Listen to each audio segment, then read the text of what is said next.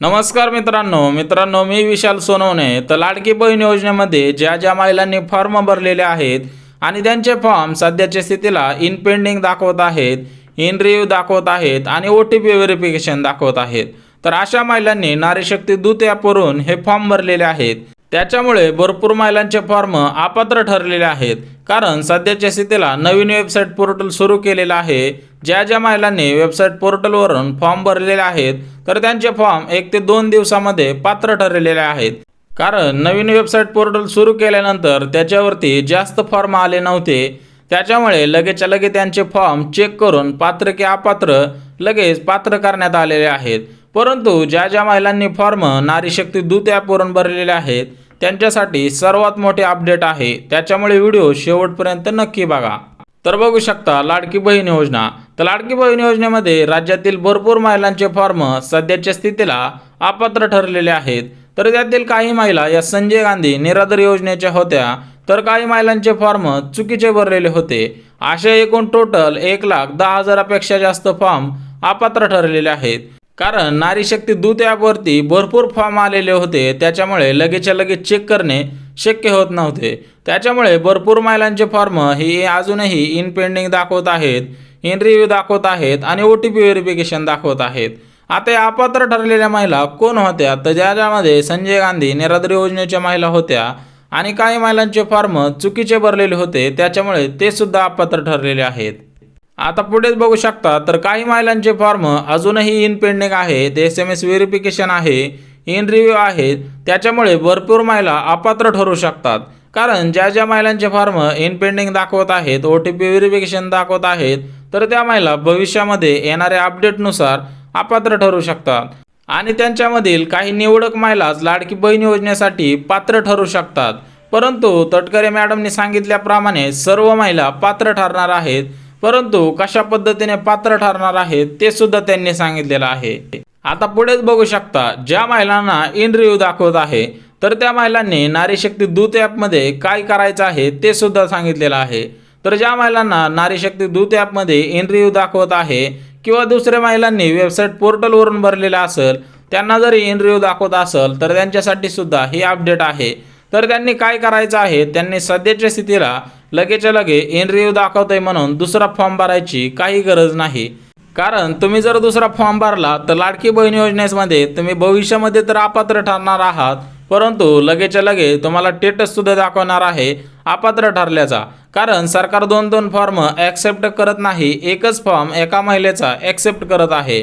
तर in review दाखवत असेल तर त्याच्यावर एकच उपाय आहे, म्हणजे ज्या महिलांनी नारी शक्ती दूत ॲपमधून फॉर्म भरलेला आहे आणि त्यांचा फॉर्म इन रिव्ह्यू दाखवत आहे, तर इन रिव्ह्यू म्हणजे याचा अर्थ की तुमचा फॉर्म सध्याच्या स्थितीला सरकारने नेमलेल्या उच्च अधिकाऱ्यांकडे गेलेला आहे।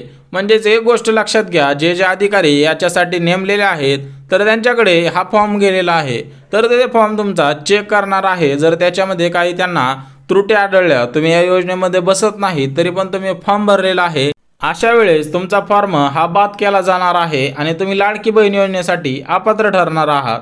जर तुमचा फॉर्म अपात्र ठरला तर तुमच्याकडे एकच ऑप्शन आहे, जरी पण तुमचा फॉर्म अपात्र ठरला, इन रिव्ह्यूमध्ये आहे आणि काही काळानंतर तुमचा फॉर्म अपात्र ठरला, 1-2 दिवसामध्ये तुम्हाला लगेच अपडेट येऊन जाईल तर तुमचा फॉर्म पात्र ठरला आहे किंवा अपात्र।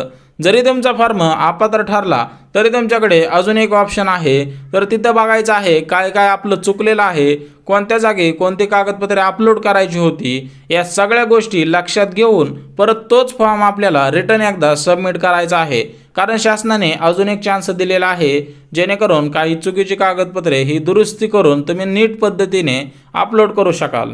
त्याच्याच पुढे बघू शकता, काही महिलांचे फॉर्म इन पेंडिंग दाखवत आहे।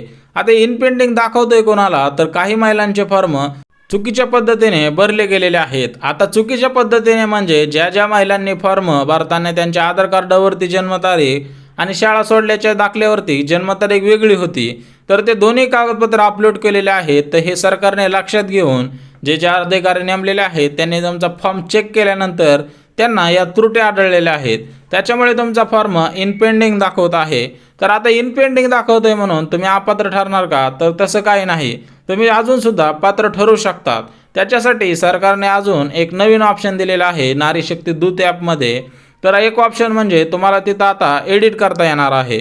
म्हणजे जरी फॉर्म तुमचा चुकलेला असेल किंवा अजूनही इन पेंडिंग दाखवत असेल तर तुम्हाला तिथं क्लिक करायचं आहे। ज्या ठिकाणी तुमचा फॉर्म एडिट नावाचा ऑप्शन दाखवत आहे त्या ठिकाणी तुम्हाला क्लिक करायचं आहे।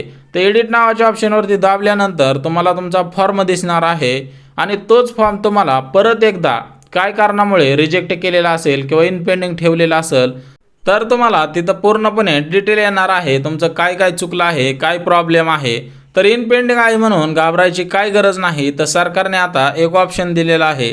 तुम्हाला सांगितल्याप्रमाणे इन पेंडिंग याचा अर्थ तुमचा फॉर्म अजूनही चेक केलेला नाही। ज्यावेळेस तुमचा फॉर्म चेक केला जाईल त्यावेळेस तुम्हाला एकतर सक्सेसफुली सबमिटेड डन असं दाखवल, नाहीतर तुमचा फॉर्म अपात्र ठरला जाईल। अपात्र ठरला तरी पण अजून एक चान्स आहे, तुम्ही तुमचा फॉर्म परत एकदा भरू शकता, त्याच्यामुळे काहीही अडचण नाही।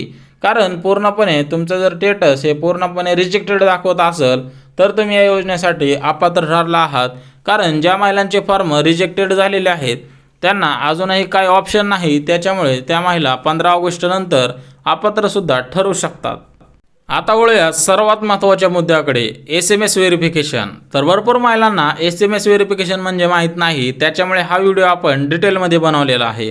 तर SMS व्हेरिफिकेशन म्हणजे तुमच्या मोबाईल नंबरवरती येणारा 4 अंकी 6 अंकी OTP तो आपल्याला तिथं सबमिट करायचा आहे। आणि दुसराच अर्थ SMS व्हेरिफिकेशन म्हणजे तुमची जी KYC केली जाते, जशी बँकांमध्ये KYC केली जाते, रेशन कार्ड आणण्यासाठी नवीन KYC केली जात आहे, अगदी सेम टू सेम तीच KYC आहे। तर SMS व्हेरिफिकेशन म्हणजे तुमची सध्याच्या स्थितीला लाडकी बहीण योजनेच्या माध्यमातून KYC केली जात आहे, त्याच्यामुळे काळजी करायची काही गरज नाही। तर पुढे बघू शकता नारी शक्ती दूत ॲपमध्ये ज्या ठिकाणी तुम्ही लाडकी बहीण योजनेचा फॉर्म भरलेला आहे तिथेच तुम्हाला SMS व्हेरिफिकेशन दाखवणार आहे। तिथे आपल्याला आपला 10 अंकी मोबाईल नंबर टाकायचा आहे आणि त्याच्यावर येणारा OTP सबमिट करायचा आहे आणि आपला फॉर्म सक्सेसफुली सबमिटेड करायचा आहे। म्हणजेच एक गोष्ट लक्षात घ्या, SMS व्हेरिफिकेशन ही काय अडचण नाही, कारण SMS व्हेरिफिकेशन ही एक KYC आहे। ज्यावेळेस तुम्ही फॉर्म भरत असाल त्यावेळेस जरी टाकला किंवा फॉर्म पात्र ठरल्यानंतर जरी टाकला तरी पण काय अडचण नाही, कारण SMS व्हेरिफिकेशन केल्यामुळे तुमचा फॉर्म लगेच्या लगे पात्र ठरू शकता। त्याच्यामुळे फॉर्म भरतानाच KYC नक्की करा। जर तुम्ही KYC केली नाही तर तुम्हाला 15 ऑगस्ट ते 20 ऑगस्टच्या दरम्यान एकूण 3000 रुपये सुद्धा भेटणार नाहीत।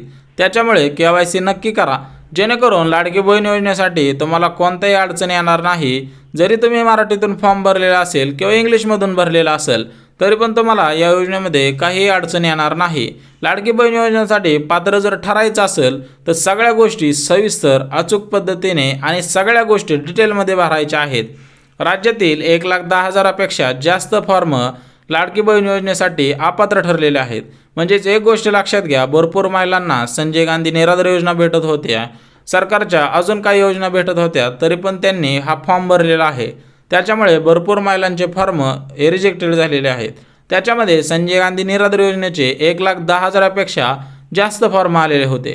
त्याच्यामुळे अडचण काहीच नाही। ज्यांचे फॉर्म इन रिव्ह्यू दाखवत आहेत, इन पेंडिंग दाखवत आहेत, SMS व्हेरिफिकेशन आहे, त्यांना काहीच अडचण नाही।